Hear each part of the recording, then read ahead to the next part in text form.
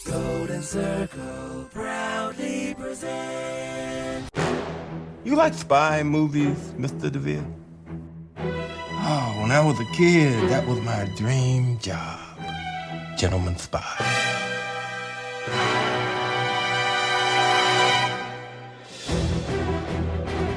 Welcome to Now Playing's Kingsmen Retrospective Series. We are the first independent intelligence agency. Refined but brutal. Part of our Marvel movie retrospective series. This is going to be fun. Hosted by Jacob. Your reputation precedes you. Stuart. Huge IQ, great performance at school. And Arnie. Oh, you know your shit. This podcast will contain detailed movie spoilers and harsh language. It's very American. Fuck yeah.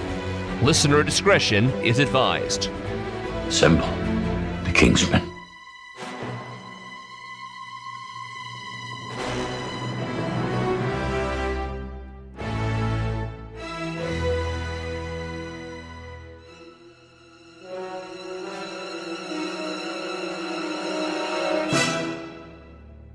Today we're discussing The King's Man, starring Rhys Ifans, Gemma Arterton, Rhys Ifans, Matthew Good, Tom Hollander, Harris Dickinson, Daniel Bruhl, Damon Hounsou, and Charles Dance, directed by Matthew Vaughn. This is Arnie, the King's podcaster.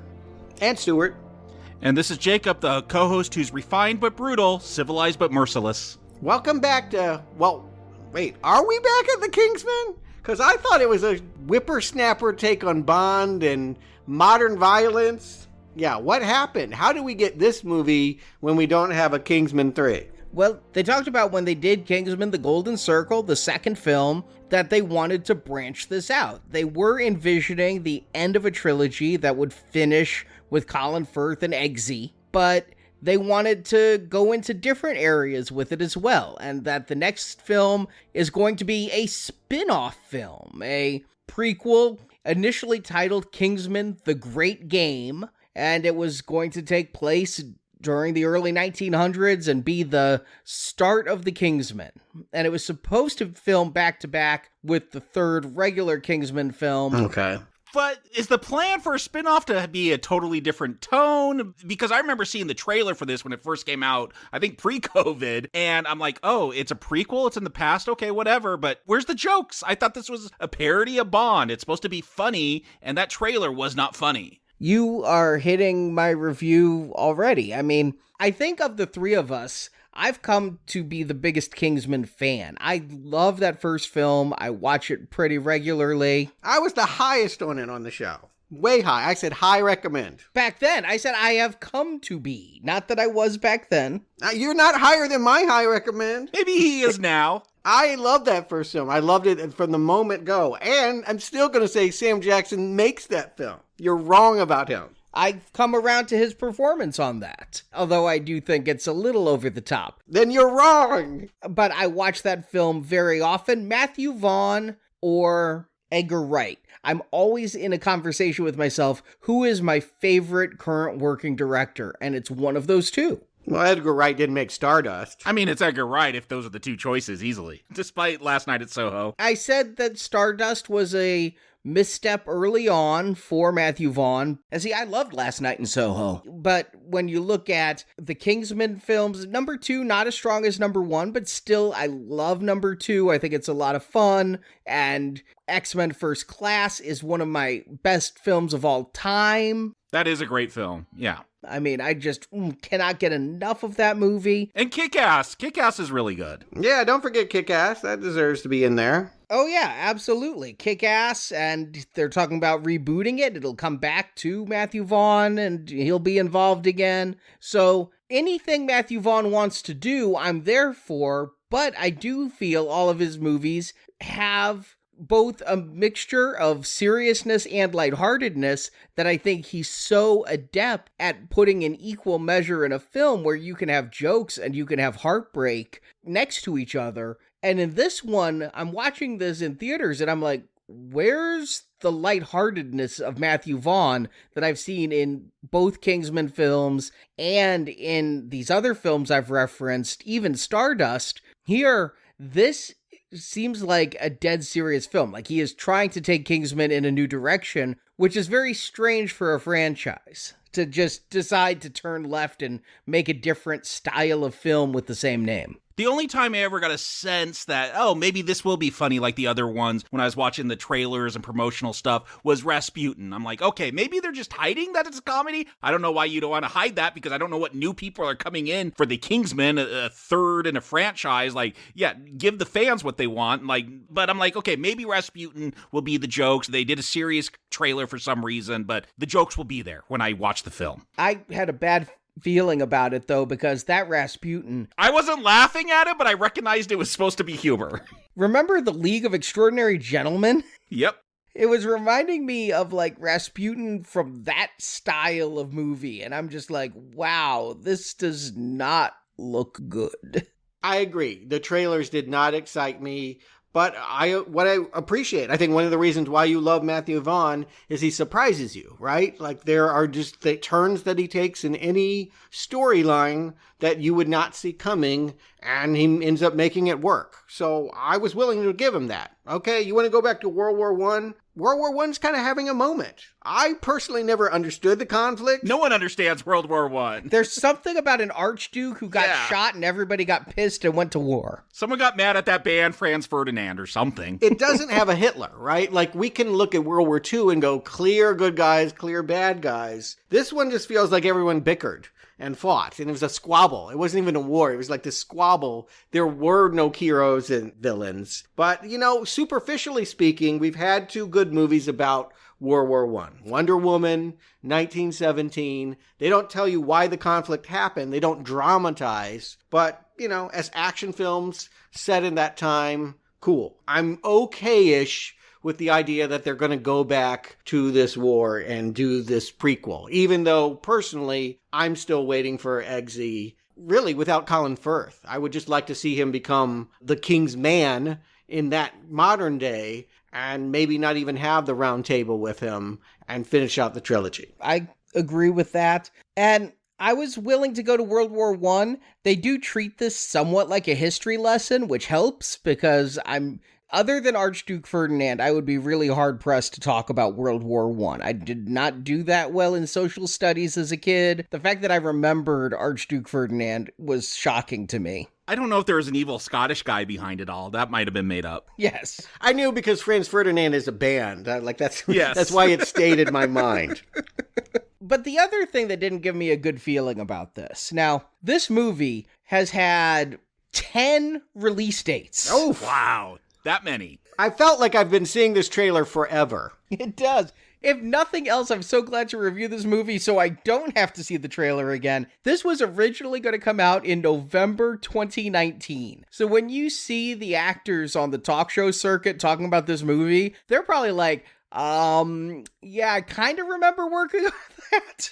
And what made them push it? Because, oh boy, I'm sure they wish they had that release date back. Yeah, my guess is that this probably, like, there was concern back when this got greenlit. I think when you watch this movie, you see the Fox fanfare. Yeah, Fox don't exist anymore. Like, Disney inherited this very un-Disney-like Bond franchise. And I think that there might have been some parent company attitudes about what might get involved here. Just guessing. I think Matthew Vaughn might have a harder time making a Matthew Vaughn movie in that atmosphere. I'm sure that some of the later release date shifts were because of that. I mean, this is the same problem that plagued The New Mutants, if you recall, another Fox film that had to be released by Disney, but still came out so much earlier than this film did. And what I've read is Disney has a contractual obligation that anything Fox was making for theatrical release had to be released theatrically. They couldn't just shuttle it off to Hulu or Disney Plus or whatever. Mm-hmm. But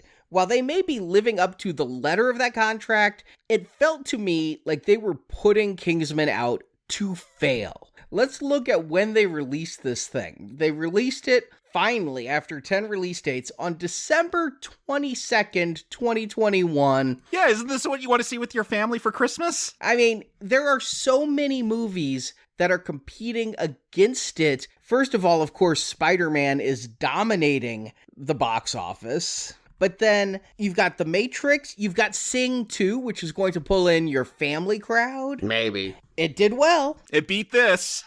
Yeah, I get your point. There's a lot of competition at Christmas. That's the season that everyone goes to the movie. And who's the demographic that wants to see a World War I movie that's also going to be scatological and be as irreverent as Kick-Ass and the first couple Kingsmen? That's a hard sell. Is this movie R? It is. Okay. And this movie, by far, had the lowest opening of a Kingsman film. Over the 6-day holiday weekend, because it opened on Wednesday, it got 10 million. Over the 3-day weekend that they normally count, 6 million. I mean, the only new release to not do as well was A Journal for Jordan. But yes, I understand your point. This is sacrificial. By releasing it this way, it just gets it out of Disney's life, and they never have to think about Kingsman again. Here's what I would say. They didn't make Kingsman 3. They made something off to the side. This feels like Fantastic Beasts. This is not Harry Potter. So, yes, it's within the same universe. Yes, they're going to hopefully pull in fans from the previous, but they got to go their own trail. This is hitting a new path because it isn't Kingsman 3. And that leads me to this question.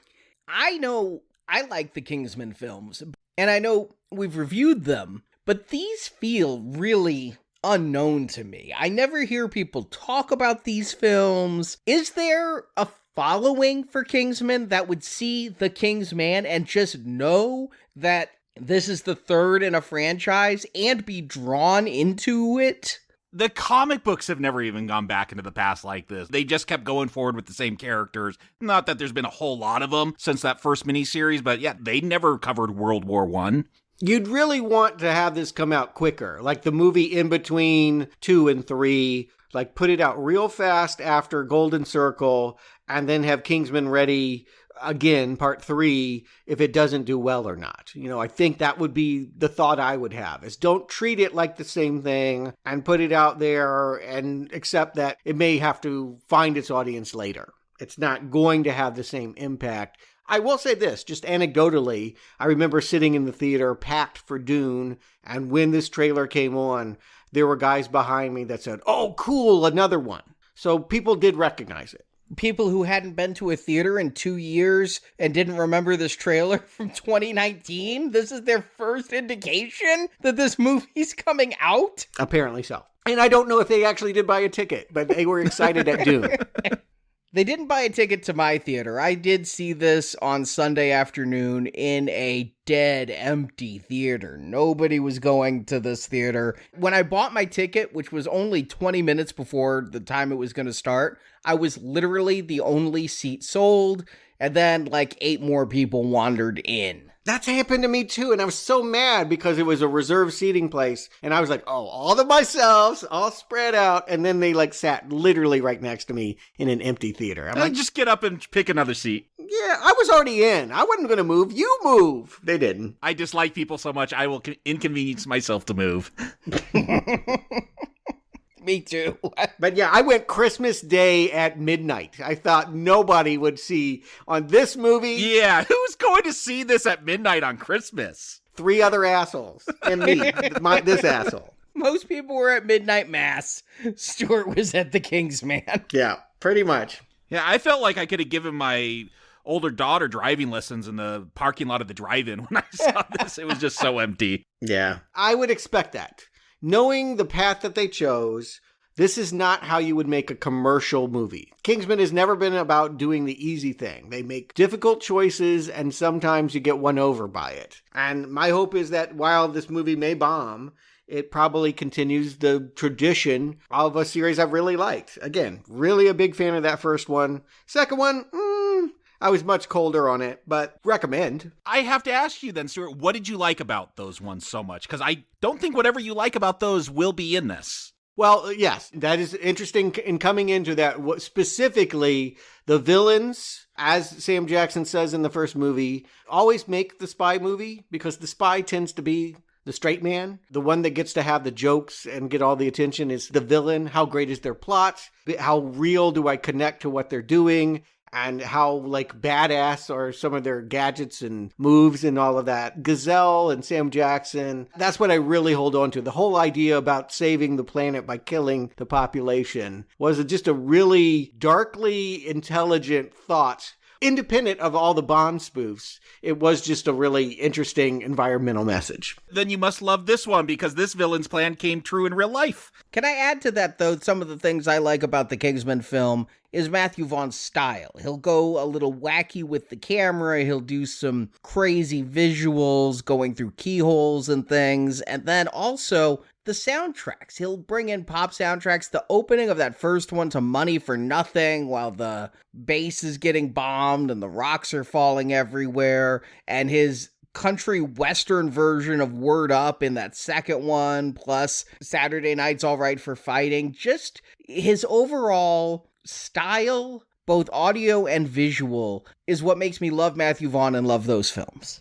Yeah, I will say the one thing that gave me hope in that trailer for the film we're going to discuss is the style. There's a scene where, I don't know if it's some Germans or something in trench warfare, and he's doing like that slow down, speed up, almost bullet time thing. I'm like, okay, at least stylish. Like, I don't care about going to the past. This doesn't look funny, but it's got that style. So maybe just good action is going to win me over. I assume he wants to stretch. I've known for doing punkish, irreverent, youthful pictures. Maybe this is Oscar bait. Maybe this is a more serious. Certainly the trailers tell you, even the ones with Rasputin dancing tell you this won't be as bloodthirsty as the previous movies. I treat it as Matthew Vaughn wants to grow and change, and I hope I can go with him. Let's find out. Arnie, give him the plot. Ralph Fiennes is Duke Orlando of Oxford, a high-ranking member of the Red Cross. In 1902, he was investigating a British concentration camp during the South African War, accompanied by his wife Emily. Emily is killed in an enemy attack, and this leads Orlando to start an underground spy organization consisting of housekeepers, butlers, and other servants around the globe with the goal of protecting the British Empire. Fast forward 12 years and World War I is about to begin. Germany, Britain, and Russia, all ruled by three cousins, go to war after the murder of the Archduke Ferdinand. But what the history books don't tell us is this war was orchestrated by a shadow organization of undercover operatives. One of those operatives was the Russian mystic Rasputin, played by Rhys Ifans. Rasputin is the close counsel of the Russian Tsar Nicholas. Anxious to join the war is Duke Orlando's son Conrad, but Orlando opposes that and even gets the British War Secretary to block Conrad from enlisting. Yet Conrad and Orlando are adjacent to the war, present in Bosnia when the Archduke Franz Ferdinand is assassinated. The assassin is a member of the Shadow Group orchestrating the war, and Orlando and his spy group begin to investigate Rasputin. The Russian is convincing Tsar Nicholas to withdraw from the war, leaving Germany to decimate Britain. To prevent this, Orlando meets Rasputin at a Christmas party, and Orlando and his group kill the Russian. During this, Conrad comes of age, and against his father's wishes, he enters the war. He heroically retrieves a spy message that reveals Germany is trying to ally with Mexico, asking Mexico to attack the United States so the U.S. won't aid England in the war. But Conrad is killed by friendly fire. Still, the message is important and is sent to the United States. President Wilson initially doesn't want to believe the plot,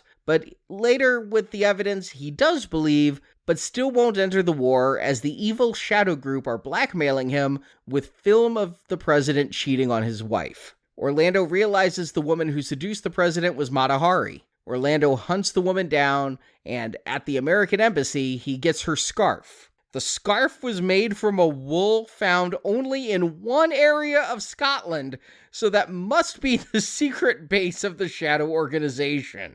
Or some rewriting happened, right? Something got cut.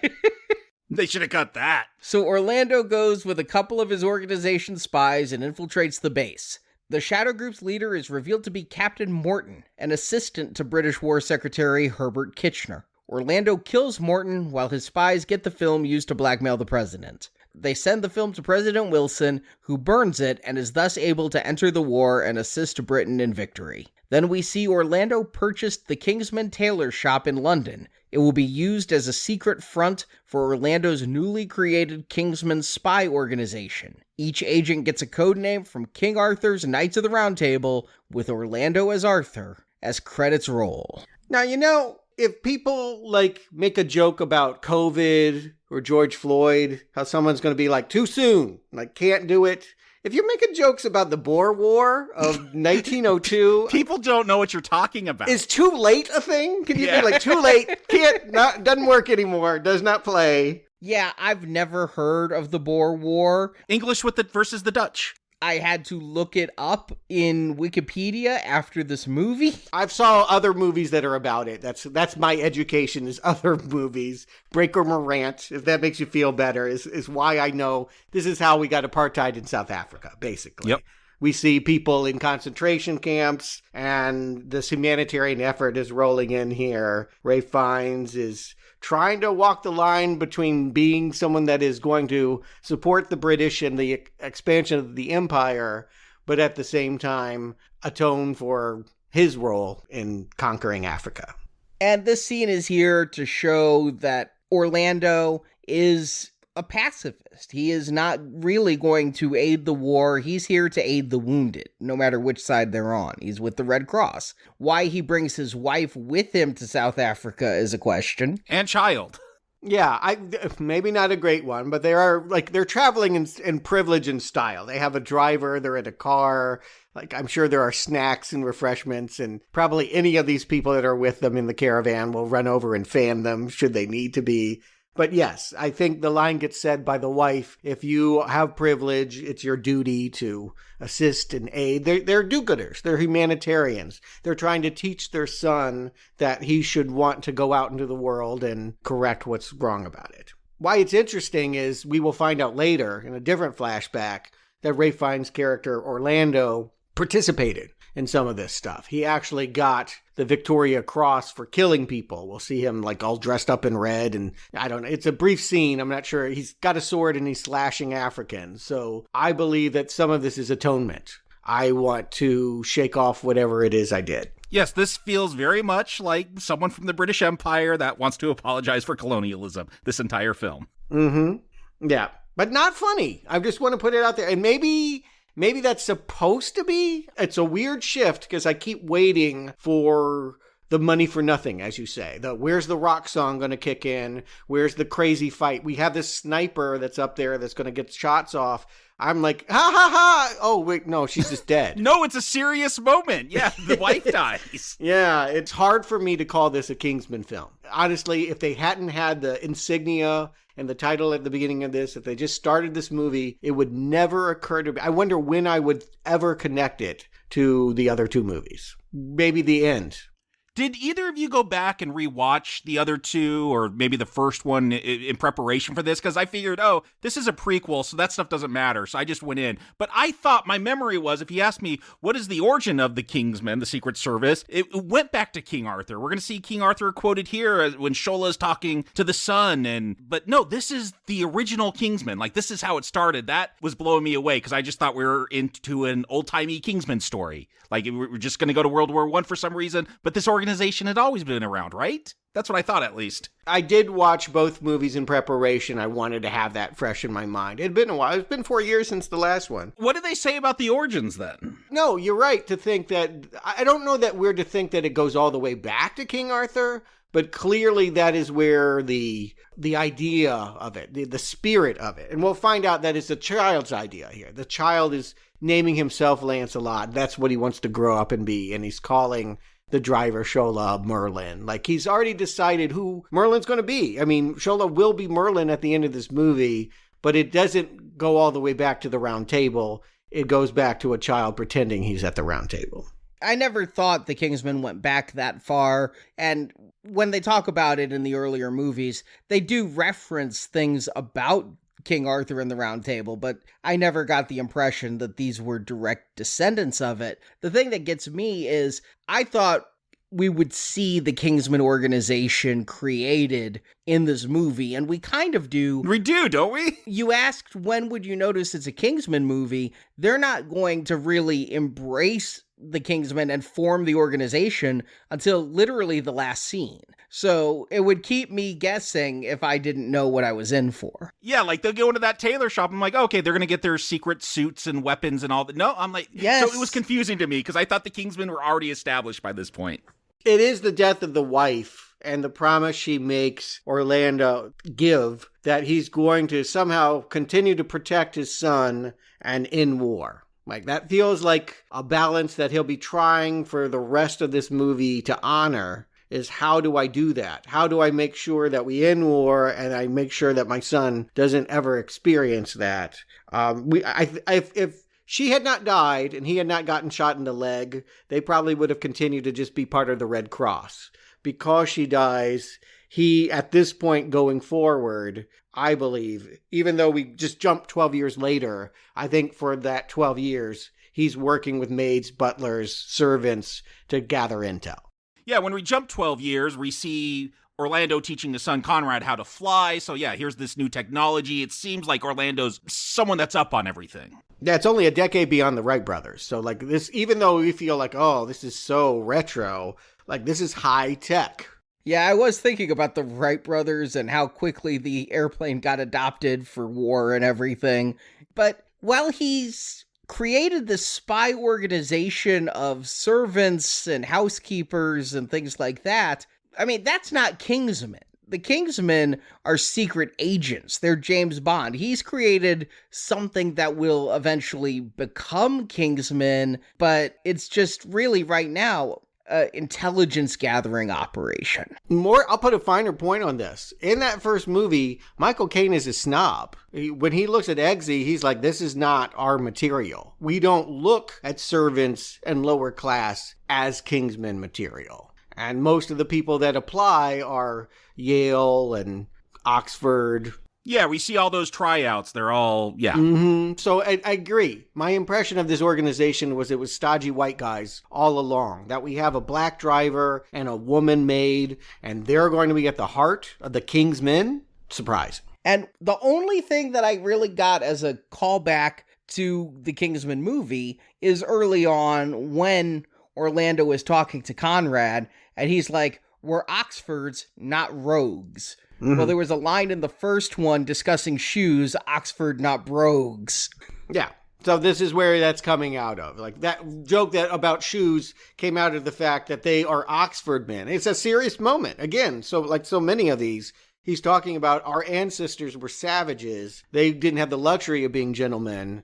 We are now. We're not the rogues that we came from. We can now become Oxford men. And he is the Duke of Oxford. That's why everyone's always like, Your Highness or, Your Grace. They're always treating him like royalty. So, again, yes, I think it's kind of funny that he's got this son that, like, they're talking about Icarus just after this flight, and the son interprets it entirely differently to Ralph Fiennes, and I think most people, the story of Icarus is someone that, like, was too prideful and flew too close to the sun, but to the child that feels overprotected, no, he just needed to escape the prison of his parent, and that's the main conflict of this movie. If we are to understand the theme, World War I is a family fight about what's the best way to honor yourself and duty of country. I wish I liked Conrad. I will just go ahead and put it out there now. My biggest struggle, and it gets solved by this movie, he will not be in a sequel should they have one. But Harris Dickinson is an actor I don't know, haven't seen before, brings in no goodwill, and I should like a character that doesn't want to be controlled by his parent. But I never, ever, ever connect to him. I got that bias. I'm never going to watch Downton Abbey or any of those British dramas. Like, that's not my thing. I could care less about the monarchy. So yeah, you really got to have some good characters to win me over with all this kind of proper English stuff. That's why Secret Service, better film. Like Eggsy, he's lower class. Like, I could understand that. This upper crust stuff I don't care about. And yeah, Conrad, he's a nothing to me. He never, he just wants to go and fight to war. Okay, let him. I'm glad he gets off there and gets his comeuppance. When we're introduced to him early on here after the flight, we see him practicing a knife fight with their driver. With paintbrushes, but yeah, it's fake knives. But I thought here, from the events of 1902, the Kingsmen were made. And I thought he was already Lancelot, and this was Kingsman training. Yeah, so did I. Oh, interesting. No, this is just apparently knife training done for fun, but I kind of still liked the character at this point. I gave him the benefit of the doubt early on, but the more he's in the movie, the less I like him because he's exceedingly one-note. Yeah, I think the idea of training is coming from him. He's bored. He's trapped. He wants to have a solo flight. His dad insists on flying the plane. He wants to go out and fight a war. The best they can do is say, get bare-chested and you can wrestle with paintbrushes with our driver. Like, you get the idea that every young man wants to have their own adventure at some point, and he is being denied, in part because that promise that Orlando made to his dying wife of not letting his son experience it. But he can have a Kingsman suit. I guess this is when you would know. Like, we cut to Savile Row, we see the tailor shop, it looks exactly the same, even though we're 100 years earlier, and he's wearing an outfit that Eggsy would have worn. But it's not like bulletproof. That's what's confusing me. Because, look, I don't realize that this is a origin story until 40 minutes in when they tell us, oh, this is the Kingsmen getting together for the first time. Yeah, I thought for sure, even though I knew this was an origin story, I thought when they were there and they're like, fitting room 1 is available. I remember from the first movie that which fitting room you go in really mattered. I thought already there would be a secret organization connected to the store somewhere. Yeah, he's going to get initiated into it or something. Yes. Even if he can't go to the war, he could at least be one of the spies. But no, none of this exists yet. I agree. You think that this is the day that his dad finally tells him, hey, I know you think I'm holding you back, but you're one of us and this is what we do. But this shop is not even connected to that. I think it becomes the Kingsman organization because it's just mentioned they have a quiet room upstairs where all the patterns are on spools. And so when he runs into the man that was there at the Boer War, my dear brother Noomsy, Charles Dance, is playing Colonel Kitchener. Unrecognizable. He has gotten a lot older, and he's got that mustache, and I did not recognize him. And when I saw the credits, I was floored. Oh, I can always spot Charles Dance. Again, I love Golden Child that much. But again, it's just like they need to talk about what's going on in Serbia and Hungary. Rolling off the tongue as I'm struggling to remember the conflicts. But they need to talk about what's about to be World War I, and this is just a quiet space to do so. It's the last place anyone would find out. But I'm just going to go ahead and say, there's always a lot about Matthew Vaughn I can't predict. But because he has this assistant that has no function and is just sit there left to talk to Conrad, when it's mentioned later that there's a mole in the British organization, I point at Morton and say, oh, that's the bad guy. I knew it. I just knew it right here in this moment. And he made no impression on me when his reveal comes at the end. I'm like, oh, okay, it was that background character. That didn't do anything. Yeah. Otherwise, why would you include this character? I had forgotten about him by the time they said there was a mole.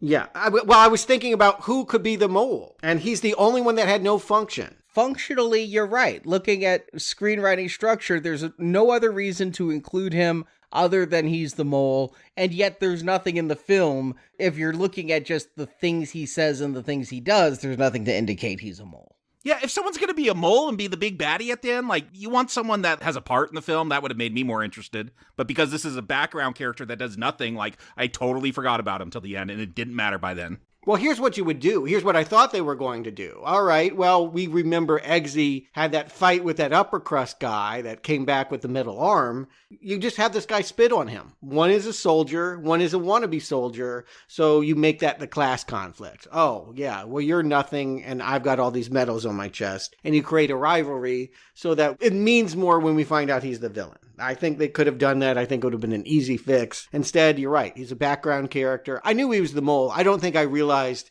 he was the shepherd. This is about the point in the movie where we cut to this impossible cliff face where what looks like a rustic barn is actually the hideout of a secret organization of disruptors who are going to cause World War I to happen so that England can go down. This feels like Dr. Evil, right? With his round table, like with Rasputin walking in there. I feel like this should be funny because Rhys Ifans, like he's playing a different character than anyone else in this film. You know, you say Dr. Evil, but I'm thinking James Bond. I'm thinking, okay, this is our Spectre. But this is Kingsman, so it's supposed to be a parody. It's supposed to be funny. That's why I go with Austin Powers. And I think because it's Kingsman, like this lays the groundwork for what the organization of Kingsman, the villains actually teach the heroes how it should look. They got rings. We need to do this. I think they're going to co-opt this whole look of the shepherd and what he's got going on here by the end. But this group, they have no name, right? First of all, it became very hard just to even reference this group in a plot summary because they're no Smirsh, they're no Spectre, they're no Sith. They are a group of bad guys, according to my notes. Again, they're the shepherd and his flock. That's the way that I looked at it. They all have rings. The main villain is always shot from behind or in shadow, or feeding goats and what have you. He wears a ring that has a shepherd's crook on it, and he talks in a thick accent, and eventually we realize, because again, who's the bad guy of World War I? I don't know. The point is, he is Scottish. This is his best way of bringing down the British Empire, which still hasn't come down. It's just worth pointing out, like, even today, Scotland is ruled by England. But yes, I agree with you, Jacob. When Rasputin comes in, I'm expecting him to almost take over this group. Like, he does not show the shepherd the respect the others do. And Rasputin, he's a Russian magician. I expected him to be the main bad guy and just kill everyone here. Yeah, I did too. The trailers were selling me Rasputin was our bad guy. And he's so much more flamboyant. And again, not only didn't I recognize Charles Dance, but Rhys Ifans here, who I primarily know from Amazing Spider-Man, unrecognizable underneath that beard and that wig. Just giving a huge performance, really a well-done performance. I like him in this movie, but it is over the top. Yeah, much better than Kurt Connors, the lizard. Well, here's the thing. Rasputin is probably somebody you know. I studied Russian history. That's one area of the turn of the 20th century where I feel like I do kind of know what was going on and his role with the Tsar and what have you. That's dripped into popular culture. Like, who shot Franz Ferdinand? I didn't know his name was Precep. Mata Hari? I didn't know she was connected to World War I. I've heard of her as a temptress, but my history is so bad that if you put together the supergroup that brought down, the European alliances in the 1910s, I wouldn't have been able to name these people. Who's the German? We know Daniel Bruhl. He was in Inglourious Bastards. He pops up, I think he's in the Civil War. But I don't even know. He's playing Eric John Hanussen.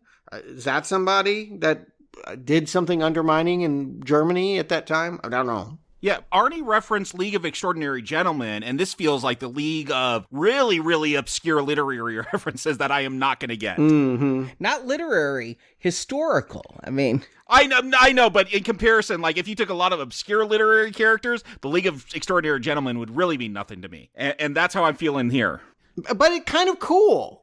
And according to Wikipedia, Erich Janhausen, who is the character played by Daniel Bruhl, was an Austrian Jewish publicist, charlatan, and clairvoyant performer. He is said to have instructed Adolf Hitler in performance and achievement of dramatic effect. Ah, so you would see the end stinger early if you caught his name. But here they're all wearing animal rings. So the joke is Rasputin didn't get to be the Russian bear or whatever. These are the jokes. Like, oh, okay. Are they? That was the humor. I want to be the bear, I'm the tortoise. Were people laughing in your theater? The other three people? Yeah, no, they were eating.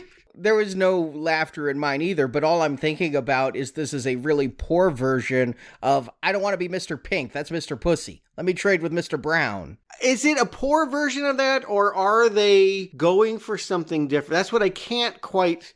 I'm trying to find the vibe of this movie, and I can recognize by this point, it is not Kingsman. This is really not the original comedic vibe, so we are to be laughing less... But it's still campy and over the top. This still feels like a Bond villain layer. So how much credence do I give this? It's not Oscar bait and it's not a farce. Yeah, here's the thing, Stuart. You're right. Like, I'm kind of lukewarm on that first Kingsman film. Like, the second one I didn't really like. But I know what makes those films them. And I'm not getting that here. So I'm not getting any action, like that style.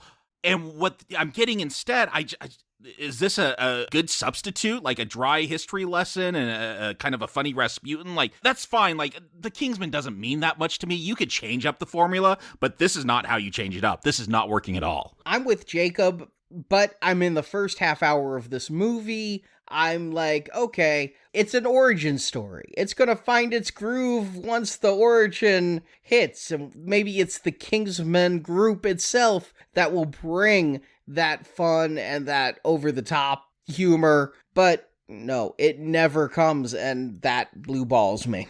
I'll just go out and say, I actually appreciate the fact that they're risking teaching this much history. Now, I'll use the word teaching because I don't know it. Maybe many people in the audience, again, no one is in the audience, but maybe the primary target of the audience, if this were to play in Europe, I assume that they know that history better. But for an American, this doesn't get taught a lot. These conflicts are hard to follow. I kind of like the way they break this down. I like the way that we go from Franz Ferdinand's assassination to seeing that there were 3 cousins that were ruling these important different countries. Like, I didn't know that. England, Germany, and Russia is a family fight. Yeah, that is kind of my memory, what I learned about World War I. Why did it start? Because some family members made each other mad and they just started moving troops and then it just went too far. Like, if that is my understanding of World War I, and yeah, that's kind of how it plays out here. But I appreciate it. It's dramatized in a way I can get it. I did appreciate that here we see a little bit of Matthew Vaughn's visual flair when you see the little kids having a fight and then they like morph into the, in my mind, comedic adult versions. I mean, they all look pretty incompetent. They're just bumping each other. They all look like Paul Giamatti to me. Every time I saw him, I'm like, is that Paul Giamatti? And like, look like him with a big beard on. And they all have those curved, waxed mustaches. It is all the same actor. Oh, it is the same actor? Yeah. Yeah, it's all the same actor playing all 3 parts. Okay, that's why I kept thinking it was Paul Giamatti. Mm-hmm. They'd see that they're all connected and all related. But that had a little bit of humor to it, and I did appreciate, World War I for dummies. That is not I really did like that. That made this movie interesting. No, I'm being dead serious, because if they expected me to know this coming in, I'd be lost. And that they're going to weave in their own name, because what they're going to say is when Freddy or Franz first gets attacked, he's saved by the Kingsmen. That because Orlando has finally taken his son out of the castle and said, okay, I'll take you on this bird hunting trip with my good friend Freddy. They're riding in the car, and Conrad is looking at the pretty girl that's getting pushed aside by Princip, who is the bear, who's the guy that built the explosive that was supposed to kill Franz Ferdinand. And is it a joke that they blow up the car behind them? No. Here's the catch. This is historically accurate. Okay, all right. That's interesting. Didn't know. They tried to blow up Franz Ferdinand first, and it ended up missing and hitting the car behind them. And so they ended up shooting Ferdinand later. Oh, I thought this was a bit. I assumed this was just a bit, but okay. Yeah, so did I, because I knew he was shot, so I'm like, he wasn't blown up, so this was a joke to me, but it also led me to think that Orlando was already a Kingsman. Like, yes. He just steps up and swings that cane and knocks that bomb out of the way. He should be a Kingsman, but his dad won't let him. That's what's going on there. But okay, interesting, because I'm like, any other Kingsman movie would have built up the car behind them as annoying or like made some kind of joke out of the fact that now there's just a car full of people that are dead. And this movie kind of just ignores that happened. Again, that was a moment I really felt like, ooh, weird. I am really not in the same universe. Yeah, I just couldn't believe when I looked it up that Franz Ferdinand, they tried to bomb him first and missed, and that they were incorporating that level of detail here. That blew my mind. But it's not made as a tragedy. It's not a joke. I guess what I'm saying is they don't either make a punchline out of it or play it as a serious moment. It's just sort of this tossed off moment in which Orlando says, oh, I shouldn't have brought my son. Did they also get lost in an alleyway? Because again, I feel like, is this supposed to be humorous as the assassin's about to take that cyanide pill and then he sees Ferdinand roll into an alley and they get stuck and they have to turn around and there's his chance to shoot him? I'm like, I don't know if this is supposed to be funny. I'm not laughing. It's not funny, but it's such a weird tone to me. Here's the tone I'm getting. I don't know if you guys have ever seen the Mel Brooks History of the World Part 1. Long time ago. Yeah, or, even Blazing Saddles. Like, Mel Brooks is a comedian that doesn't have any problem looking back at ancient history and finding the punchline. I guess he had made it work in his time, but it does feel strange. Like, again, too late. You think there's punchlines here, though, is what you're saying. Yeah, the fact that they go down the alley and he's about to take a cyanide pill and then he's like, I mean, there's... But it's not funny. That's my issue. Is like I don't know. It feels like a Mel Brooks joke. It feels like it is kind of funny that opportunity presented itself. Ironic, at least, that he can now get the shot off. It takes skill.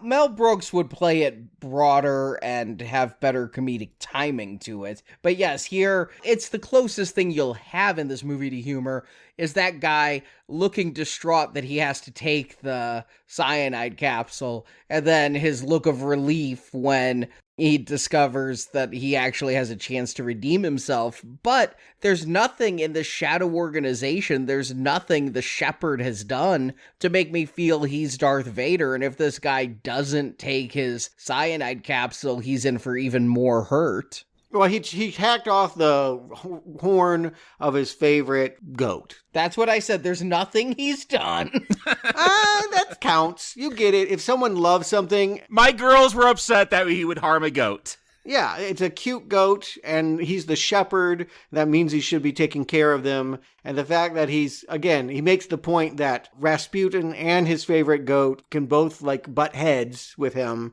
He's trying to lay it down. He's the shepherd. You're the animals. You're under my control. I kind of like their thing. I like the bad guys in this. I got no complaint on the organization. It works. It makes sense. I think it's the good guys I'm struggling with more. I'm struggling really hard with those bad guys because they're so ill-defined. Yeah, how much are you liking them? Are they Samuel Jackson good? Are they Julianne Moore good? Neither. Not as good as either. But again, because they're playing with the mystery of it, even though I have a pretty good idea that Morton's involved, I'm still thinking that it's going to be some big celebrity is going to play the shepherd, and waiting for that to happen. That's what I was waiting for. I thought, who I thought it was, just by the voice of Robert Carlyle from the Full Monty and 28 Weeks Later, the little guy. He sounded a lot like him. I just was thinking it was him. I thought it was Rhys Ifans because I didn't recognize him as Rasputin, and I knew he was in this movie somewhere. Well, I don't consider him a big star, but he was the annoying thing in Notting Hill, right? That's his claim to fame. And the lizard. And the lizard. Okay. Yeah, hate that too. But anyway, here's where they kind of trip up. Morton is supposed to be the shepherd, right? We're told that's what he is. And yet he is on the boat when they do this big Matthew Vaughn style, tracking shot. We see that Kitchener is on the way to Russia to investigate shenanigans. And his assistant is seasick, and he walks out of the cabinet, and we shoot far ahead into the ocean to a submarine far away, and we know the guy with the shepherd ring is at the telescope when they fire the missile. How can he be in the boat and on that sub at the same time? Yeah. I think they cheated in trying to have this surprise. I think they cheated. But the point is, it sinks Kitchener, and it gets Orlando thinking that it's really time to mobilize. And this will be the thing that gets him to tell his son, hey, I have a spy network of servants and intelligence gatherers. But they're not Kingsmen. Right. And in fact, the Kingsmen will swear off working class sometime by the millennium. Well, maybe they'll find just not to be one of the agents. They can't be one of the knights, but they could still be support staff. I don't know, Polly is the Molly Sue in this. She's going to be able to do everything. You think you'd let them in. Okay. All right. So now we're getting into problems. I've heard you guys saying problems from the get-go. I'm kind of enjoying the bad guys. I'm kind of enjoying the riff on the conflicts of World War I and thinking that there's a shadow group that's always trying to get Russia, to not be involved and America not to be involved and let Germany destroy England. That's amusing to me. But Polly and Shola and the idea that there's maids running around with cameras in their tea kettles. Yeah, they get spies into the White House that are just maids looking through the keyhole. I would like that if I liked these characters. And the Polly thing, help me out with this, where I think it's a love story Orlando is supposed to be in love with her, but because he's betrothed to his dead wife, there's the doing the English thing. It's like the English patient. Yeah, it's the money penny. Like, they can't get together even though they're in love. That was my reading, because he still loves his dead wife. Yeah, that's what I took it as. I felt like maybe they were leaving something for the sequel, for them to consummate that relationship. The problem is, both of these assistants are really ill-defined functional characters. I don't feel like they're characters at all. Right, but that's the opportunity. Okay, you wrote me nothing, so I'm going to come up with all this stuff and knock people out. And this Gemma Arterton is not doing it for me as Polly. I don't buy the sexual chemistry. I don't see that she does anything other than she's a crack shot. What are you talking about? She does everything. She's a crack shot. Oh, here, solve this code that no one else can solve. She's able to do it. Why not? Okay, I guess I'm ignoring her is what I'm saying. I'm not finding that I want to watch her. And Shola is the ghost of colonialism in Africa. Like, that is a subtext of everything, is that, like, you're my manservant because England invaded South Africa. Like, that should mean something. He should have a moment to talk about how he can continue to work for Orlando. But Stuart, they also call him Merlin. There's literally a magic black man in this film. Yeah. Like, they can't escape those tropes. This is the problem with the movie. It's not the villains, who I agree are not as good as villains we've seen before. It's, if this is the organization, I don't want it to succeed. Well, they're all problems with this movie, is what I'll say. I'm not going to say that the villains aren't a problem, but I will agree that another problem is we spend our time almost exclusively on Orlando and Rasputin in this movie. And Conrad doesn't get much time, but he's perhaps second tier. And these other characters who turn out to be theoretically important by the end of the movie, they're not even as well defined as Eggsy's classmates were in that first movie when it's the tryouts to see who's going to become a Kingsman.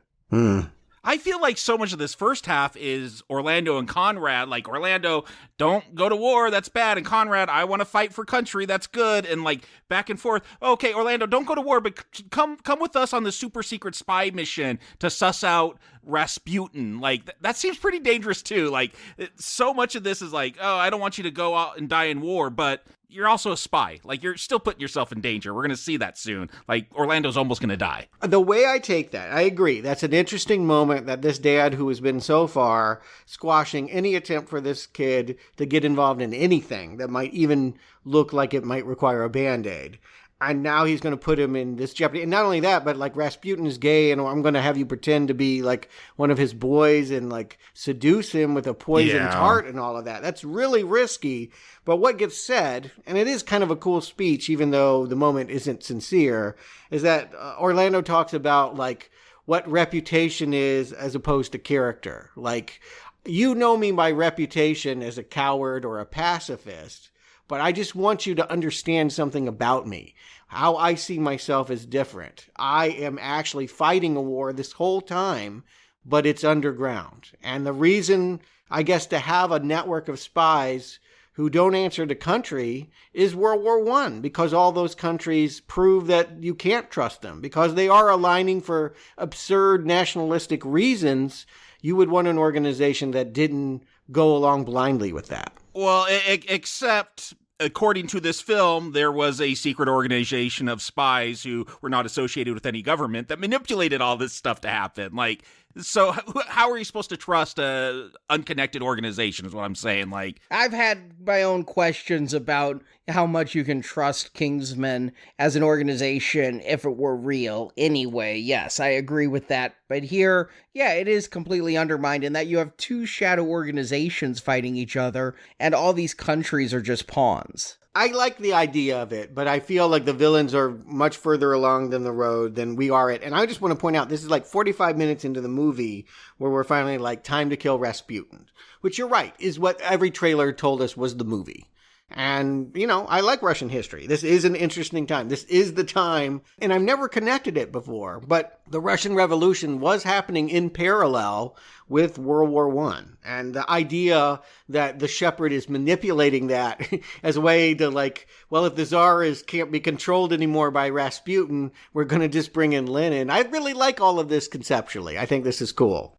again, as League of Extraordinary Gentlemen, but with history, this could be fun, conceptually, like you said. But there are some of the mechanics, maybe I just don't understand World War I enough, but we see this scene with Rasputin where he brings the Tsar's son back to life because Russia needs to pull out of the war because that's going to help Germany get England somehow. Like, there's little things like that throughout that I just went over my head. I agree. I had to sit in my car and think about it after I came out of the movie theater. But if you look at it as strictly the idea that the shepherd wants to get England for dominating Scotland, his best bet is to have Germany against the UK. That's what he's hoping for. Keep the other ones out of it. Keep them divided. He has Rasputin to pretend that he's this magic healer, and having the Tsar focused on his quote-unquote sickly child that's just really eating poisoned sweets all of the time. That will just help Germany in its aims of taking out England. That's the way I take it.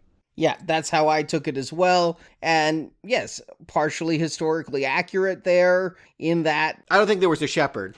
I don't know. I said partially historically accurate. Yeah. And I'm pretty sure Rasputin, while he might have danced, didn't kill people by the dance of death. But hey, it's good to see that Matthew Vaughn was on set for one day. This feels like a Matthew Vaughn scene. It does feel like the first one, yes. The first time I feel like this is finally from the same universe. 45 minutes, almost an hour into the film. Yeah, and Rasputin literally did take poison to prevent himself from being poisoned. Oh, I knew that. Yeah, we'll see him taking poison at the table. Yeah, just dripping it into his mouth. There's even been horror movies about Rasputin. Again, he had such a, myth around him being, spiritual powers. I think it's a funny joke that he actually does seem to cure Orlando's, wounded leg. When he got shot at the beginning of this movie, he was walking with a cane the whole time.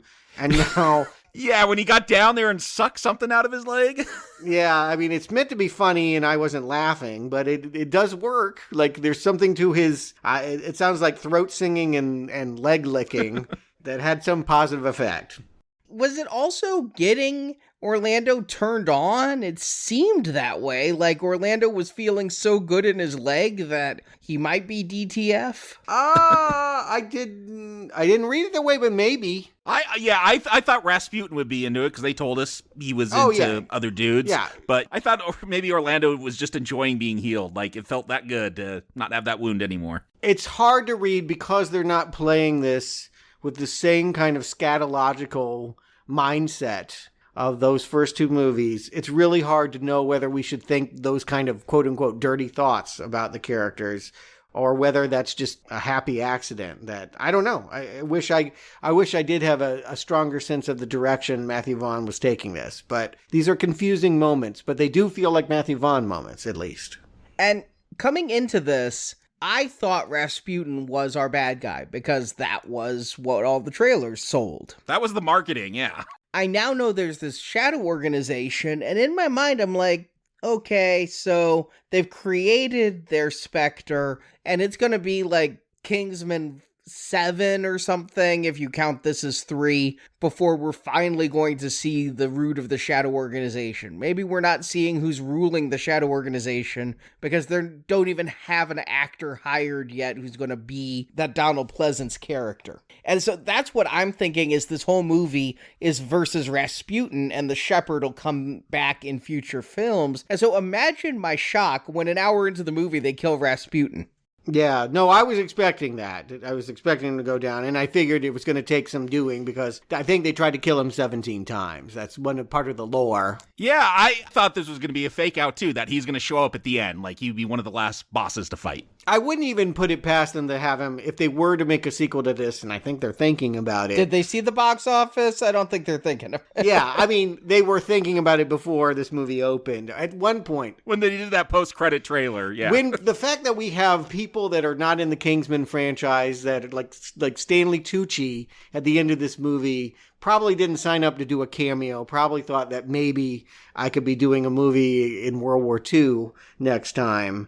I would expect this popular Rasputin character to come back in that. They love him that much in this movie. They made memes and stuff. Like, if you go on YouTube, like, they're like, here's Rasputin's dance. And they really tried to make this the selling point of the movie. I don't know. I'm not on TikTok. I can't say if it worked. Did Rasputin's dance trend on TikTok? Someone tell us. It did not for me. It never came up in the For You page for me. I just know that they really did push this character. And you're right. The reason why you think this, Arnie, is because they made Rasputin so important to the promotion of this movie. And now that he's out of it, that could be a nice, delightful Matthew Vaughn surprise. Or it could mean, oh, what am I supposed to care about now? You've taken out of the movie the most colorful and interesting character. Yeah, the one thing that's kind of holding my interest is now gone. There were other people at the table. That's all I would say, is I know that there were other people at the table. I just couldn't name them. Rasputin was my reason for being as engaged as I was, and so it does become very difficult for me once they have killed him here, and it does take several times. They drown him and... Poison cake. Yeah, the poison... Finally, that maid comes in and has to shoot him in the head. Polly. Yeah, don't like her, but whatever. Yeah, so this is like, so Shepard's solution is like, okay, we'll just get Lenin. If Rasputin can't keep Russia out of the war, we'll have the Tsar abdicate to this communist. And now Russia's got its, again, it's all about keeping them out from being involved.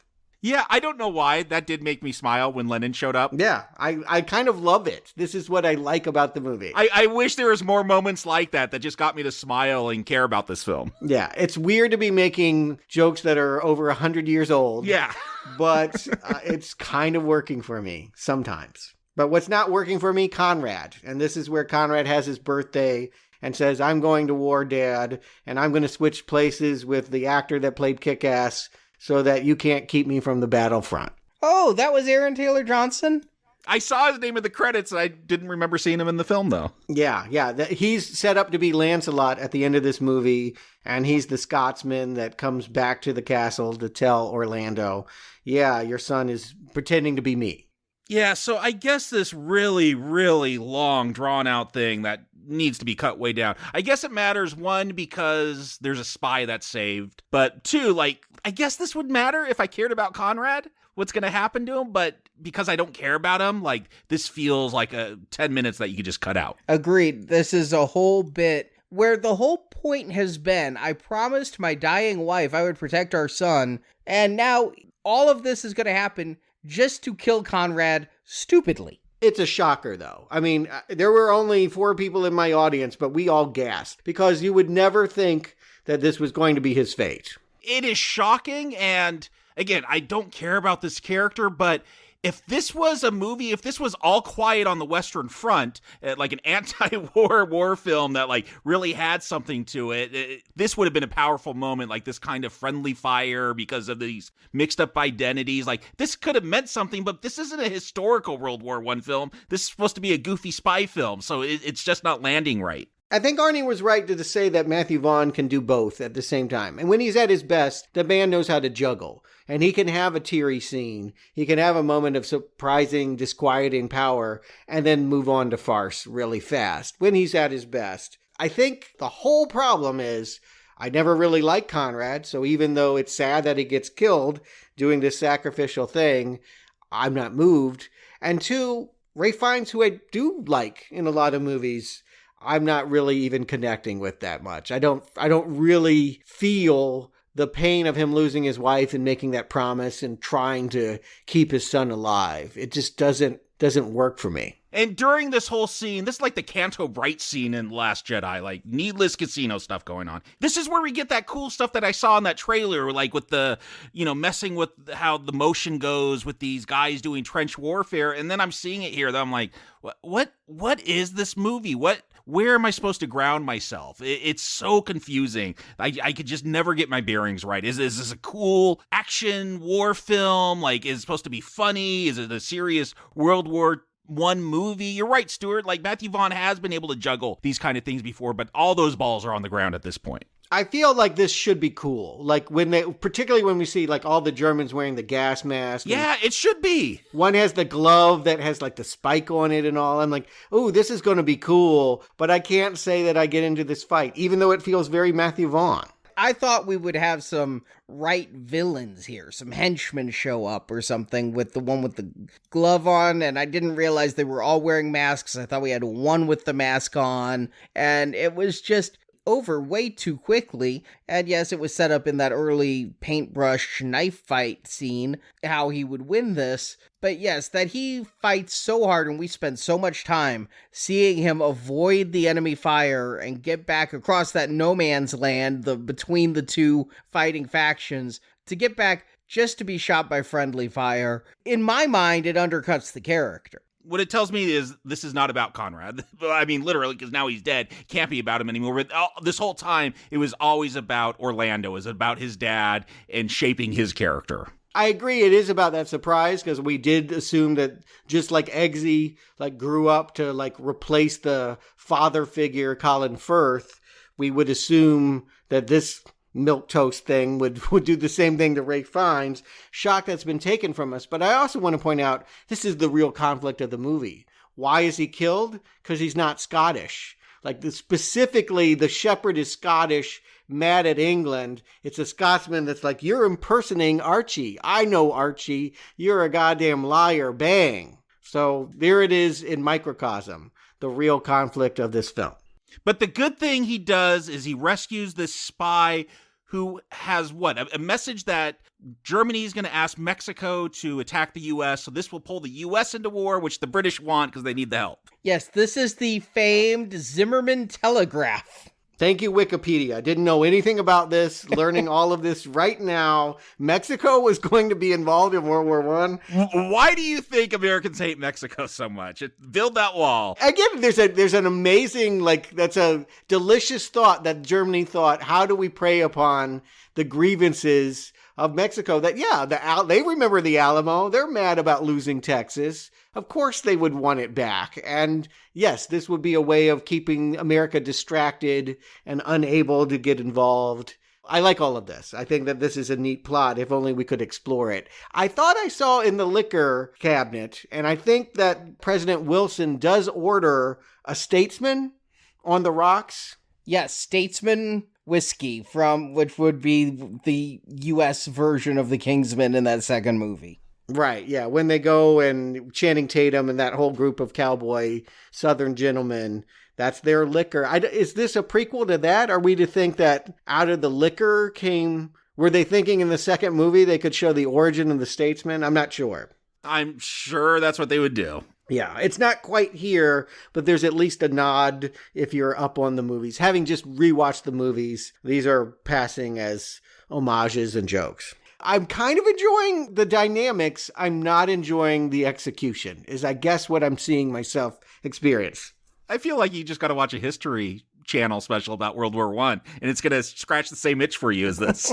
I feel like the history is interesting, and I'm appreciating someone that is coming at it with the idea that there's this alternative history of villains. We're working together, that Mata Hari would actually be hanging out at the same barn as Rasputin is kind of a funny idea, even if it's not exactly a madcap comedy. What I thought they might do was change the outcome of World War I, and then really blow my mind in thinking that Kingsmen Part 1 and 2 were taking place in an alternate reality, an alternate history. I mean, alternate history is a big thing these days, as far as fiction goes. I like it. Change something in history, and now you've created an alternate current timeline.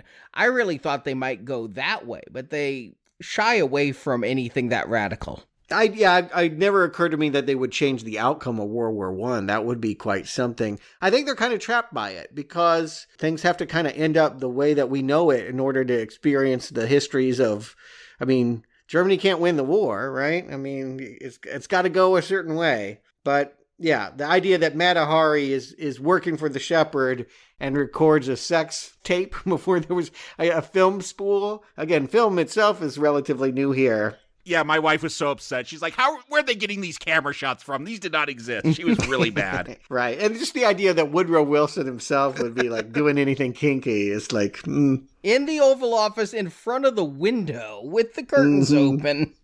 But I did think because this is Kingsman, like because it's World War One, it should have felt more steampunk. Like the Kingsmen. But again, this is an origin story. They don't really exist like I thought they did. But I thought there'd be more like steampunk inventions going on. Yeah, let's grab onto that thought, because you can be in the past and be limited by the history and how we know it. And yet there are still people that will work in, if you think of Wild Wild West or something, like giant machines, anachronistic flights to the moon in hot air balloons. And you could have had extravagance and still honored the history of what we know to have happened. But they really seem to be hesitant to change too much about historical fact, as far as I can tell. Their big steampunk idea is later on when they introduce the parachute. That seemed to be like their big science fiction introduction. It's really hard, at least for me, to have a good spy movie if you can't have a Q. And, like, you can't have cool gadgets. Like, to me, that is part of what a blockbuster popcorn spy thriller adventure is. Yeah, so do you create some steam-powered special device that feels futuristic? Or do you say, yeah, the parachute is it? That's all we're going to do. I think that by making the less extravagant choice, they're saying we're not going for the big comedy. And I don't think anyone wants this to be Wild Wild West. I don't think that steampunk, A League of Extraordinary Gentlemen, is the direction. Yeah, I don't want a big robot spider, but some kind of gadgetry. I mean, they had future tech in the other Kingsman films. I would counter with, if you're going to try to go the more realistic way, you have to do better than her scarf only came from this one patch of goats. That was ridiculous. That hurt me. It was so stupid. Yeah, and because they're able to trace the cashmere, they know that's where this canister of film is. Like, that's what this whole climax is. We just got to get the sex tape that they're using to blackmail the president with, so he'll join the war. The war that the pacifist doesn't want. You know, there's a pacifist in charge of all this, but he wants the U.S. to go to war. Again, he's not really a pacifist. That's, again, there's who I present myself to be and then who I really am. So everyone thinks I'm the coward pacifist, but I'm really the fighter. That's the way I see the character. But these things sound funny. Like, we're fighting over a sex tape of Woodrow Wilson sounds hilarious to me. It's so weird to watch the muted presentation and the lack of attempts at making broad Mel Brooks kind of comedy. It feels like a Mel Brooks movie with all the jokes edited out. Wow, that sounds awful. Like, the more I think about that. And yet I'm just picturing that's exactly what an edited for television version of Blazing Saddles would be these days. Yes. Yeah, you're right. The worst Western you've ever seen. You wouldn't know it's a comedy. Another thing with fine, this isn't the jokey Kingsman. It's still a spy thriller. Gotta have that big end action set piece. And this, as far as I can tell, is about getting an elevator. Yeah, I mean, again, I like the rock face. I don't know where this is. It looks like Rock of Gibraltar kind of whatever. But yeah, it's kind of cool that they have to, it's a villain layer. You got to have that hard to get to hideout. He's a shepherd. It's a goat farm, but like way, way high up, and they need the airplane, and they've already made the joke that Shula, the driver, won't get into a plane. And so he's at the bottom trying to get up, and meanwhile, Orlando has crashed the plane and is trying to climb up a rock face that's crumbling with goats. Yeah, and Polly's playing sniper. In other Kingsman movies, him getting kind of caught up on that plane while trying to parachute would be more exciting and have more visual panache than it does here. If you think about movies from that era, there were some, like they were all slapstick. You know, like you think about Charlie Chaplin, you think about Buster Keaton, you think about Harold Lloyd, they would always be doing these kinds of stunts. And wouldn't it be wonderful if we were watching Rhys Ifans do an amazing aerial acrobatic thing to try and get to this layer? I would even say someone that just looks like Rhys Ifans that's trained to do this. I don't want him to die for this film. But yeah, if I was convinced that this was really going on, like they really got some acrobat that was trained to do all this, like this would be great. This would be, it's like watching planes take off in Top Gun. Like, it's just fun to watch that footage. Yeah, it's just half committed is I guess what it is they don't really try for the jokes. They're saying we're not doing that in this movie, which leaves everyone asking, but then what are you doing? If not that, then what? Because it looks like it should be comedy when, like emissaries are falling down the elevator and Shula is flying up to behead people. I mean, there's a bunch of jokes about goats as he's climbing up that mountain. Like, you're telling me, like, all of a sudden this is a comedy? Do goats really climb like that? Because I'm tempted to believe they do. I don't know if they could do, like, that extreme, but yeah, they could climb up stuff, like, straight up. There is some fun footage of goats. Like, they do really get on the edges, and they don't seem to have the fear of heights that I would if I were them. Does that make them nimble, or does that make them stupid? Nimble. They don't fall. Yeah, both. But it is goats that bring down the shepherd. Specifically Angus, his prize goat that he had maimed and hurt, that said he loved because it always obeyed him. It will be him after it's revealed to be Morton. It will be this goat, and not really Rhys Ifans, that knocks him off the edge here. And it was revealed to be Morton to great fanfare. I mean, okay, he wasn't in a position of enough power to really feel dangerous. I go back, you mentioned Wonder Woman and another World War I movie, but at the end of that, when Ares was revealed to be that military guy, he was somebody who had control over the war and could really affect things. This guy has been a seeming lackey for every scene we've seen him in. But again, that's the whole point, is I'm a Scotsman, I'm under the thumb of the English, and I have to pretend like I'm one of them when I want my independence. I do think a higher star wattage would help. Like, no offense to Matthew Good, I've seen him in movies, and he is good, but like you want this to be a broad stroke. You want it to be like, oh, Liam Neeson, oh, this is, somebody. I thought this was going to be a huge reveal, and yeah, I'm like, who? Huh? Mm-hmm. Don't know what's going on. Yeah, it just... Oh, that character! All I knew is it was somebody with a very modern haircut for World War I. And this shepherd goes down way too easily, like you say. It's this goat that's primarily done it. It's a little bit of a gunfight, but this ending is over just far too quickly. We do have the one steampunk element, is he does have the sword that has the pistols in it. Yeah, I wish we had a whole lot more of that. We saw it used earlier, and I was like, okay, it's Chekhov's shotgun sword. And here at the end, he's trying to get Orlando to have an honorable sword fight, and... Yeah, we find out it's this, again, you can tell me what his name is, whatever, this Scottish guy. He's the one that comes up with manners maketh man, right? Like, he says it, it's his idea, I guess. You're right. That does come out of this. Yes, they are trying to set up here a little bit of just not enough. Like I thought that I'm giving you one movie to do this, right? I'll give you one movie to tell me how this all started. And they're like, nah, we might do a few more. That makes me mad. Do one. That's it. That's all you get.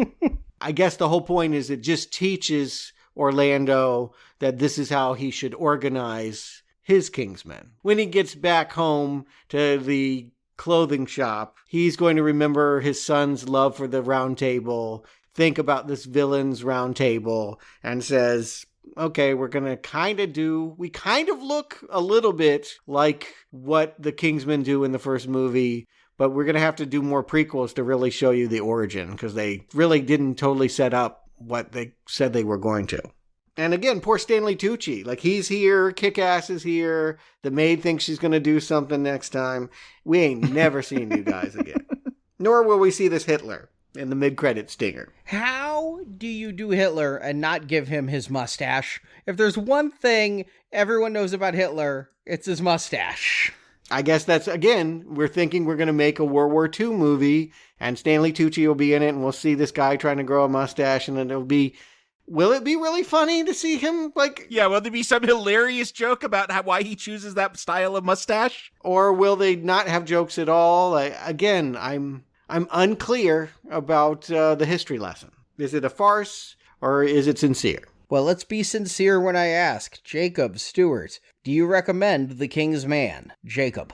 I am not so much of a fan of the previous two films that this couldn't go and be its own thing. Yeah, I brought in baggage from those because I'm like, oh, this is kind of what that whole organization looks like, so it should kind of fit this mold. James Bond, like, I'm coming in with those references, but if this wanted to be some straight historical fiction, spy thriller drama, more or less, like, not do the jokes, and it was really good at that, I'm open to that. Like, I wide open template what you want to do with these films, because I don't really care about this franchise. If you could do a good film, great. Entertain me, fantastic. That's what I'm looking for here.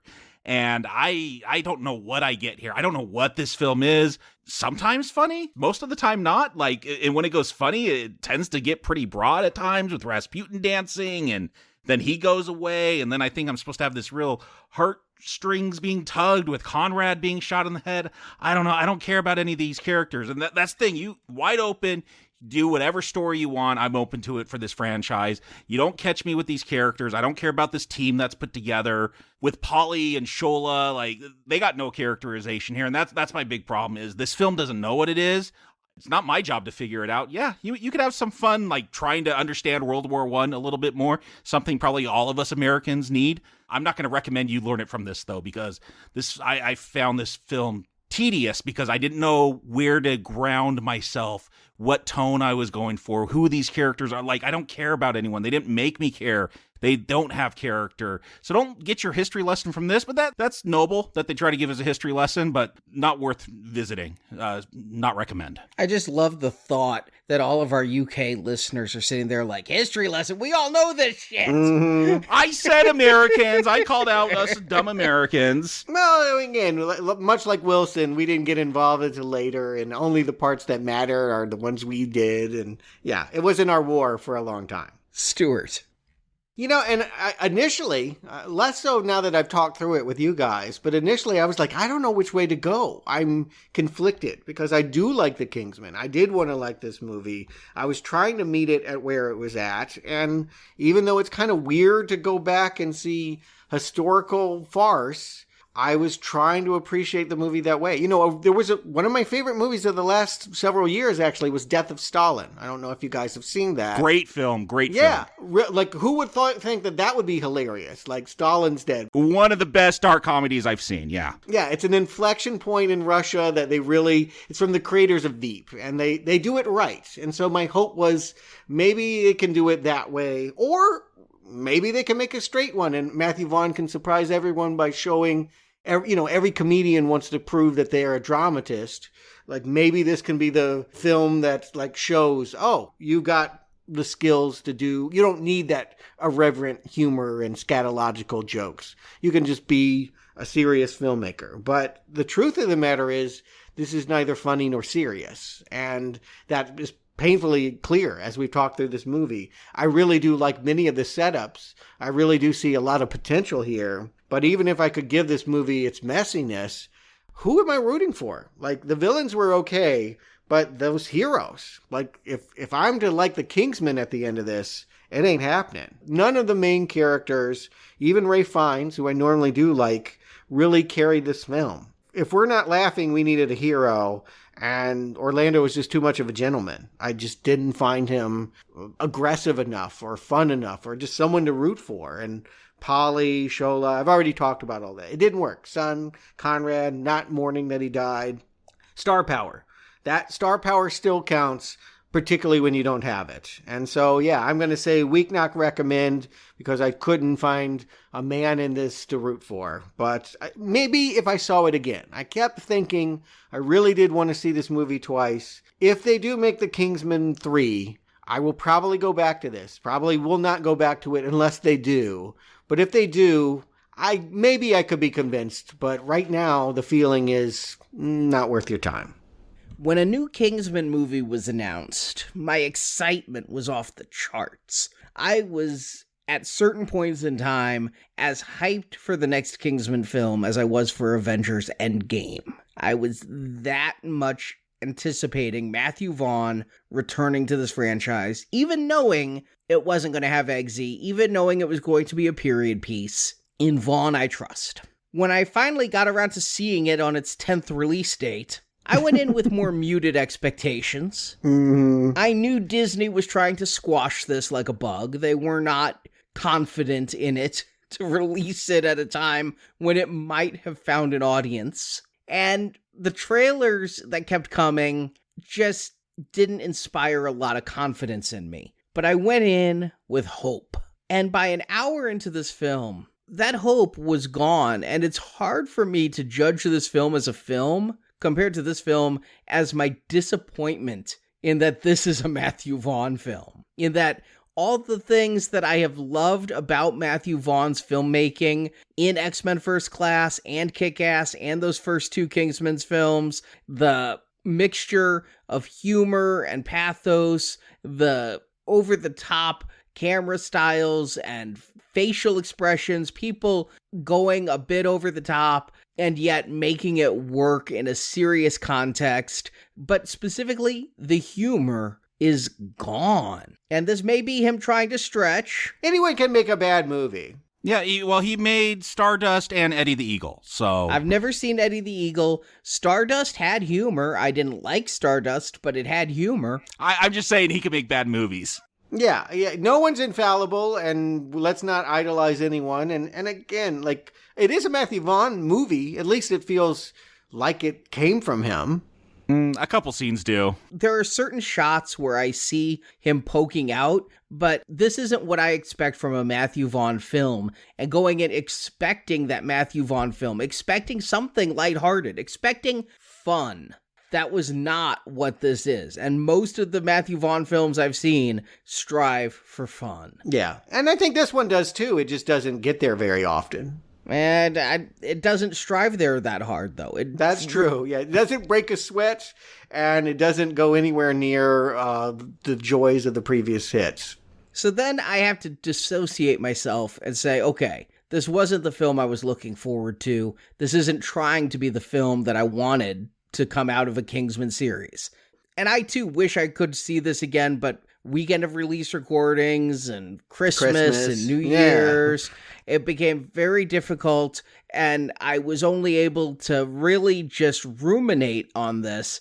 The truth of it is, I didn't want to go back, though, because this movie did lag terribly. Jacob, I think the word you used was tedious? This film was very tedious. I couldn't believe how slow portions of it went. I can't believe how huge segments of it seemed to lead to nothing. That, again, maybe if I felt more about the British, Scottish, South African conflicts, British colonialism, and World War I in general, certain things like the death of Conrad might hit me harder and be like, oh, symbolism. But as it is, it felt like a joke that lacked a laugh. It felt like, oh my God, he worked so hard to survive all this, only to be shot because he's not Scottish. This whole film, scene by scene, let me down. The best part of it was Rasputin, and they killed him an hour in. This whole spy organization turned out to be super lame. So I didn't want to go back. As much as I wanted to go back to try to judge this film apart from expectation, I didn't want to go back to see this film again. I didn't enjoy it. You made the right choice. Yeah, I will do it if there's another Kingsman movie made. They are saying they're going to film the proper Kingsman 3 in 2022. Let's see if Disney continues to write those checks. But this movie is a solid not recommend from me, and I'm really, really disappointed in that fact. It's hard not to be disappointed. I would think. I think about the guys that were behind me in Dune, and they were like, oh, cool, another one. I'm like, nope. It is not another one. Whatever you think of it, and even if you like it, it is not another Kingsman. It was an experiment, and one that it sounds like we're hoping they don't recreate if they make any more of this. I'm still hopeful for Kingsman 3. Maybe they thought it was another 1917, like a sequel to that World War I movie. I don't know what they thought they were doing. I cannot get in the head. Matthew Vaughn doesn't do a ton of interviews. He sends his actors out for that. He's kind of a reclusive guy. I wish I could get into his head and know what he was really trying to do here. Maybe with time and more interviews that'll come out. But for now, I'm just left bewildered by why he would make this film. And yes, I don't want the World War II sequel. I really don't. Although it could be more fun. We'll actually have Kingsmen in that movie. And you could work it into the third movie. You could cut back and forth in time, Godfather 2 or whatever. There's ways of telling a story in the past while you're still dealing with present day crisis. But that's the fun of Kingsman, is that it, even in Golden Circle, which had a lot of mess in it. Like he was trying to tackle the topical issue of legalizing drugs, like talking about environmental crisis. Like I want to talk about now with it. To talk about then, it is going to just be different. But this is talking about now, Stuart. It's talking about how white people were bad because of colonial, which they were. I'm not disparaging that, but I do feel like it taps into a lot of the racial tension that's been going on lately. Not enough. Again, no, I agree. That's where I look at Shola and be like, that was your job to like bring that out, and you were more than happy to play the assistant and not ever make it uncomfortable. I am disappointed too, Arnie. But, you know, again, I still think that maybe there's things in here to like. I think I like it better than any of us, and I'm going to try again one day. But let's move away. Let's go back to something we all love. Stephen King. Oh, Kingsman, Stephen King. It's all good. Bright road ahead. Yeah, this time a vampire is going to fly around and attack people at airports. Great. Sounds like as entertaining as Kingsman. Mm-hmm. I've not seen it. It's got Miguel Ferrer. I usually like him and stuff. Okay, that's a spot of hope. I've heard that this one is an underrated one, and like it's one of the more beloved stories in Nightmares and Dreamscapes. This is the last adaptation from that story collection. Then we can move on to, you know, I think ones that people know, maybe like Green Mile, like people Oscar nominated things that people will be excited about. Yeah, I know that one. I've seen that one. Yeah, that would be the one after this Night Flyer, but we got to do that first, and then we'll be getting to Scream again.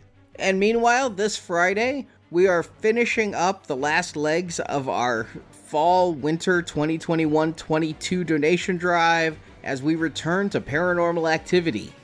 The marked ones. Yeah, this is also, not unlike Kingsman, maybe a sidequel. Like, they're trying to do something else. They're going to leave Katie Featherston and some of the conflicts they've been mining for the last 4 films and try to exploit, I don't know where they're going to go. They're going to Oxnard. That's kind of weird. Out of San Diego. So you can find out all the details on how to get in on this donation drive at nowplayingpodcast.com/donate. Just a few more weeks available in this donation drive until all those shows go up in price on Podbean, and that's the only way to get them. So hopefully you can help us out by donating to that drive, and hopefully you've enjoyed this podcast. Jacob, Stewart, thank you for joining me. And until next time, hail Satan and have a lovely afternoon.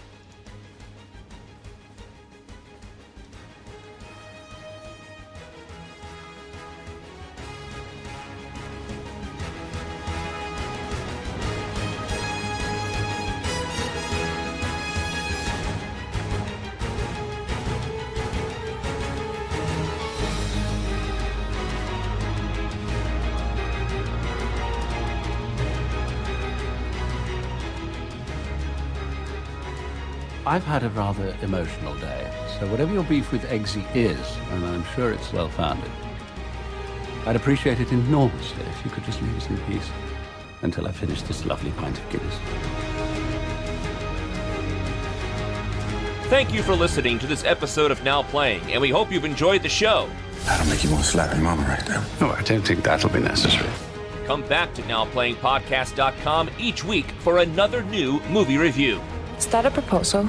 Want more reviews like this one? In the archives section of NowPlayingPodcast.com, you'll find more than 1,000 in-depth movie reviews from our panel of hosts, including every movie based on Marvel Comics and more. Give me a far-fetched theatrical plot any day. On our site, you can hear reviews for every installment in the world's biggest film franchises, including Star Wars, Batman, James Bond, Middle-earth, Jurassic Park, Fast and Furious, and Transformers. I always felt the old Bond films were only as good as the villain. You can also compare notes with us on Letterboxd. Go to letterboxd.com/nowplaying to see what our hosts are watching when we're not recording podcasts. And follow Now Playing on Facebook, Twitter, Instagram, and our YouTube channel. Time to dance. Need more Now Playing? Subscribe to our In Focus weekly newsletter for exclusive digital download giveaways, behind-the-scenes insights, and more. Sign up through the subscribe page on our website and get it delivered to your inbox every Friday. Well, actually, we had an invitation, didn't we? Yeah, how did you know? Yeah, it came in the shape of a bottle. Now Playing is an independent podcast with no sponsors or ads. It's donations from listeners like you that keep Now Playing on the air. We ain't got much choice, you get me? And if we was born with the same silver spoon up our arses, we'd do just as well as you, if not better. You can join our crowdfunding campaign for early access to new episodes, exclusive reviews, and bonus reviews available for a one-time contribution. Whatever's in that safe is the answer to all our problems. Backers of $10 or more will receive exclusive bonus podcast reviews. You've got a bit of a save the world situation here. You can also help out Now Playing by leaving us a 5-star review on iTunes. A link to Now Playing's iTunes listing can be found at nowplayingpodcast.com. It's amazing. You will shit. Now Playing is produced and edited by Arnie Carvalho. Why is it that boys are always so messy? Associate produced by Jason Latham. I know you want to fight, but there are other ways of doing your duty. Now Playing credit narration by Brock. So you're gonna teach me how to talk proper like a My Fair Lady? The Kingsmen films, all audio clips and music used are the property of their respective copyright holders, and no infringement is intended. This podcast has not been prepared, approved, or licensed by any entity that created or produced the well-known Kingsmen films or comic books. Fuck this gentleman's shite! I'm gonna love killing you. Now Playing is an independent movie review podcast with no affiliation with any company involved in the publishing, creating, or distribution of that film and comic series. You know what that means. Then let me teach you a lesson. The opinions expressed at Now Playing are those of the individual hosts and may not reflect the opinion of Venganza Media Incorporated.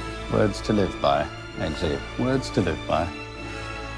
Now Playing is a Venganza Media production, copyright 2022, all rights reserved, and no part of this show may be reproduced, repurposed, or redistributed without the written permission of Venganza Media Incorporated. The part where you say something really bad, fun. It's like you said to Harry. This ain't that kind of movie, bruv.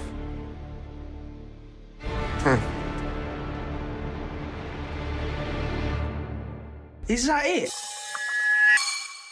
Rhys Ifans. You better get that right. Everyone was all over you for it for Spider-Man. What is it? Rhys. Rhys is in Reese Witherspoon. Okay. Yeah, not Rice. And then Is it Ifans or Ifans? Ifans. Rhys Ifans. I'm not a fan, so I don't have to say it.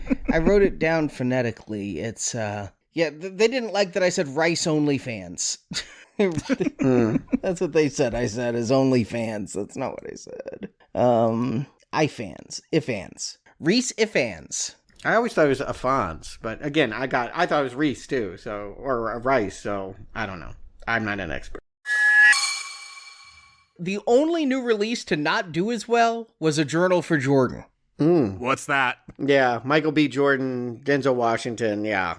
That did look bad. Spoiler alert, if you can't tell from the trailer, the reason I didn't watch A Journal for Jordan, I know just from the trailer, he dies at the end, okay? Otherwise, there's no movie there. It's a trailer that tells you what the movie is, and the movie didn't look very good. Yes. But, yes.